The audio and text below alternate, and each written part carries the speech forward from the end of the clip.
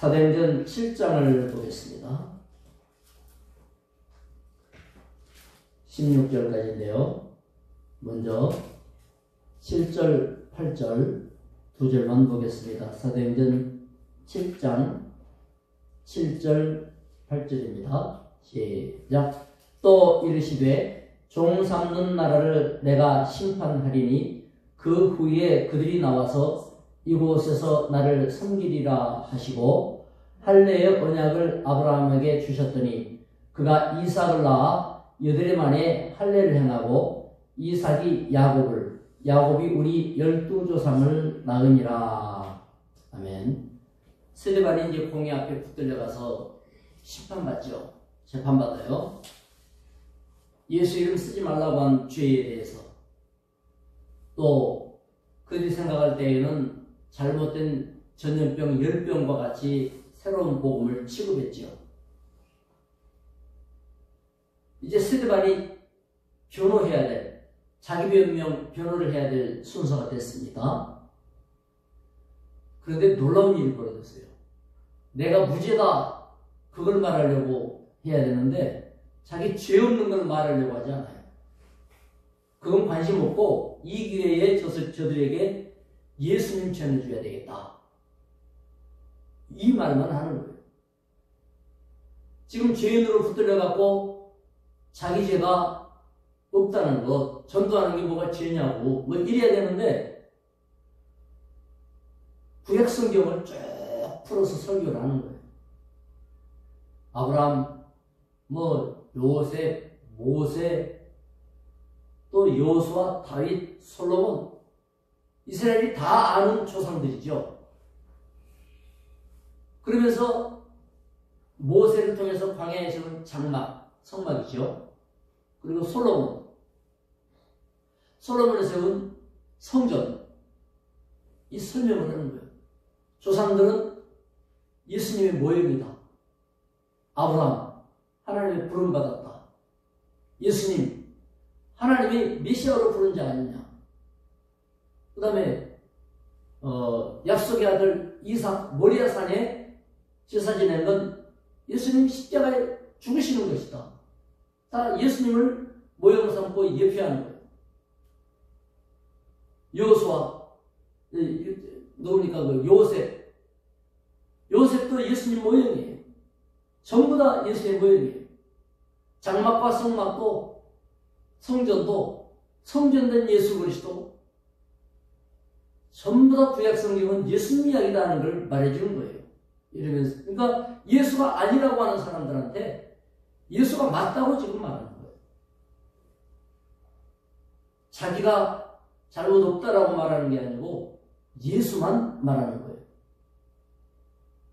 그리고는 이스라엘 그 핍박자들을 향해서 부형들이여 아버지와 형제라고 해야지요.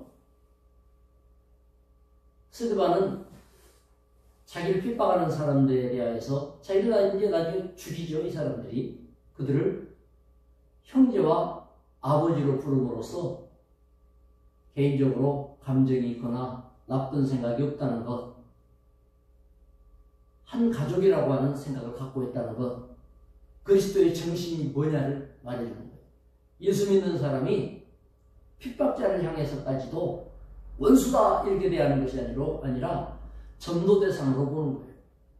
전도 대상은 형제자매 부모로 생각을 하는 거예요. 그러면서 아브라함을 말할 때 우리 조상 아브라함 이렇게 말을 함으로써 스데반은 지금 헬라 계통 유대인이란 말이에요. 말하자면 교포예요, 교포. 외국에 사는 유대 교포. 그러니까 스데반의 말은 뭐예요? 외국에서 들어온 유대 교포 유대인이나 본토에서 성장하고 자란 유대인이나 똑같은 유대인 아니냐. 그걸 지금 말하면서 한 조상을 둔 같은 형제자매다. 이런 정신이에요. 이처럼 아브라함의 계통을 통해서 예수님이 오셨고 우리도 아브라함의 후손이다. 언약의 자손이다. 이 말을 하는 겁니다. 복음은 이와 같이 원수까지도 사랑하는 주의 말씀이 성취되는 현장이죠. 그리고 복음은 세계를 품는 형제애다 라고 하는 걸 보여주는 겁니다. 어제 총회 임원회를 했는데 그 임원회 하는 가운데에서 11월 달에 필리핀 선교 가는 얘기를 하면서 선교 가서 뭐하냐, 한국 목사님들은 실력이 있어요. 성경이나 신학의 기반들이 있고, 필리핀 그쪽은 필리핀은 카톨릭 국가, 무슬림 뭐 이런 데 퍼져갖고 카톨릭 어릴 때부터 가졌던 사람들은 성경 몰라요. 그 사람들은 희한하게 성경을 몰라요. 그리고 십자가 지고면 행사하는 것, 그리고 가서 절하는 것, 이런 것밖에 몰라요. 근데 성경을 얘기를 해주면 놀라운 역사가 일어나는 거예요. 이제 신학교를 세워놓고 먼저 배운 필리핀인들에게 교수로 세워서 이제 가르치지만, 한국에서 가는 분들이 가면 이분들이 눈이 확 열리는 거예요. 복음 안에서는 이민족 저민족 할 것 없이 한 형제자매로서 같이 말씀 안에 들어가야 되고 언약의 후손이 되어야 된다는 것을 이제 이야기하는 거죠. 필리핀은 가까우니까 뭐 100만 원만 있으면 다 선교가 된대요. 가자고 막 저한테 목사님이 안 가시면 누가 가냐고. 기도해 봅시다. 이렇게 왔습니다만은 한국이 굉장히 어려운데도 그렇게 선교를 하려고 애를 써요. 린턴 선교사가 한국에 왔는데, 한국에 와서 보니까 한국말을 아주 집중적으로 배워가지고 짧은 시간 안에 한국말이 굉장히 능통해졌어요. 근데 그때까지만 해도 우리 한글에는 띄어쓰기가 없고 위에서 아래로 쓰는 글씨였어요. 이해하시죠? 무슨 얘기인지. 그래가지고 쭉 그는 그의 형제들이 하나님께서 자기의 손을 통하여 이렇게 쭉 띄어쓰기가 없는 그런 글자였단 말이에요.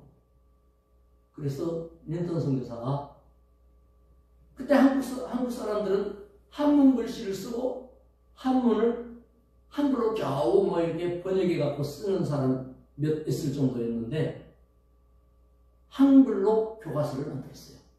우리나라 최초 국어 교과서는 선교사님이 만들었어요. 그래서 학교도 그때는 없었잖아요. 그리고 띄어쓰기를 처음 했어요. 우리나라 독립신문이 띄어쓰기를 처음 한 신문이에요. 린턴 선교사랑 같이 만들었어요. 얼마나 한국을 사랑했는지. 그리고 고종임금님의 주치의가 돼가지고 돌봐드리고 온 세계에 3.1운동 독립을 알리고, 그러니까 일본이 가만 놔둡니까? 미국인이니까 처벌은 하지 못하고 추방시켜버렸어요. 그리고 우리나라가 해방이 된 다음에 40년 만에, 내쫓긴 지 40년 만에 그렇게 사랑했던, 그때 한국은 얼마나 척박하고 못 살고 미국인이 볼 때는 미개인에 불과하죠. 그런데 그렇게 사랑했어요. 그리스도 안에서는 국경도 민족도 수준도 구분하지 않고 사랑했어요. 그리고 한국에 와서 너무너무 감사하고 예배드리고 일주일 만에 한국에서 돌아가셨어요. 그리고 그의 묘가 저 마포 양화진에 가면 선교사 묘역 있죠? 박정희 대통령이 주신 것, 거기에 있어요. 복음은 이와 같습니다. 온 세계를 품고 기도하듯이, 그리고 말씀을 전하듯이 스데반은 유대인들의 마음을 품고 이방인과 세계가 하나다, 유대가 하나다, 이 믿음을 가졌습니다. 우리도 온 땅 복음화, 가까이 있는 천안이고 조금 멀리는 한국이고 더 멀리는 북한이고, 이렇게 복음을 위해서 늘 기도해야 됩니다. 자, 그 뒤에 읽어보겠습니다. 14절부터 16절까지입니다. 14절부터 16절 시작. 요셉이 사람을 보내어 그의 아버지 야곱과 온 친족 75사람을 청하였더니 야곱이 애굽으로 내려가 자기와 우리 조상들이 거기서 죽고 세겜으로 옮겨져 아브라함이 세겜 하몰의 자손에게서 은으로 값주고 산 무덤에 장사되니라. 스데반은 요셉 이야기를 하는 겁니다. 요셉은 가나안 땅에 살다가 형제들이 미움받아가지고 애굽으로 팔려갔죠. 요셉도 예수님의 모형이니까 예수님이 은 30 형제들에게 팔린 것처럼 그렇게 팔려갔어요. 그리고 감옥에 들어갔죠. 결국은 죄 없는데 죄인 취급당한 것도 예수님과 똑같아요. 그런데 하나님은 어떻게 하셨습니까? 애굽의 총리로 삼아주셨죠. 왕이 말하기를 모든 통치권을 너한테 넘긴다. 내가 앉은 이 왕의 자리 말고는 다 네가 왕같이 해라. 영화롭게 했죠. 예수 그리스도의 부활승리, 하나님 우편에 앉아서 통치하시는 것을 모형하는 겁니다. 미움받았던 요셉이 하나님의 은혜로 바로의 총애를 받게 되었고 온 애굽을 다스리는 통에 굶어 죽게 될 가나안 땅까지도 살려냈어요. 하나님은 가나안 땅에만 계시는 것이 아니라 애굽 땅에서도 하나님이시다.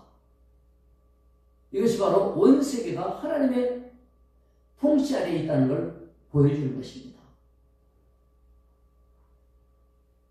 요셉 때문에 야곱의 모든 식구가 내려갔죠. 75명, 보통 70명 그러는데 본문에는 정확하게 75명이라고 그랬어요. 그리고 요셉이 죽으면서 유언한 게 뭐냐? 미래를 봤던 거죠. 내 뼈를 조상들의 선영에다가 무덤에다가 장사진에 넣어. 그 무덤이 어디입니까? 아브라함이 아내 사라를 장사지낸 세겜 땅에, 즉 예루살렘 근처죠. 거기에 하몰의 아들 세겜으로부터 땅을 사가지고 거기다가 장사지냈는데 그 조상들의 무덤이 됐잖아요. 아브라함도 묻히고 이삭도 묻히고 야곱도 거기 묻히고 요셉이 말하는 거예요. 나도 내 뼈를 거기다 장사해라. 그래서 400년 후에 모세가 출애굽을 할 때 요셉의 뼈를 다 추려가지고 거기는 아주 그 건조한 지방인에서 뼈가 400년이 지나도 안 없어지죠. 그래 사막 아닙니까 애굽이. 그래서 그 뼈를 그대로 출애굽할 때 모시고 나와가지고 조상의 땅에다가 장사지냈단 말이에요. 약속을 지킨 거죠. 그래서 미래를 바라보는 요셉, 이와 같이 우리도 주님 오시는 걸 바라보고, 왜 거기 묻혔어요? 부활할 때 거기서 예수님 영접하겠다. 약속의 땅에서 하나님 만나겠다. 그 얘기 아닙니까? 우리도 약속의 땅 중심인 요셉 신앙과 같이 말씀 중심, 교회 중심, 언약의 말씀, 언약의 성도들이 교회 중심으로 신앙생활을 해야 되는 거예요. 반드시 약속의 땅 그곳에 나를 안치해다오 한 것처럼 살아도 주를 위하여 죽어도 주를 위하여 바울이 말이죠. 우리도 그 믿음 가져야 되는 거예요. 스데반은 그 믿음을 이렇게 선포하면서 오직 예수 거기에만 집중했지 자기가 살고 죽고 뭐 유죄 무죄 이런 거는 전혀 관심도 없었어요. 오직 예수가 되면 죽어도 살고 살아서 영생하는 큰 은혜가 있죠. 저와 여러분이 예수 중심으로 오늘도 기도하면 예수님 나와 함께 하시고 예수님 드러나기 원하며 예수 영광 나타나기 원합니다. 예수 축복, 놀라운 능력 오직 예수 아닙니까? 큰 응답의 날이 되시기를 주의 이름으로 축원합니다. 기도합시다. 하나님 아버지 감사합니다. 스데반 집사님을 통하여서 구약 성경이 이스라엘에게 전해지고 그 전달된 말씀의 핵심 속에 예수 그리스도가 구세주 메시아인 것을 그들에게 알려주었습니다. 기회만 있으면 예수님 말하고자 했습니다.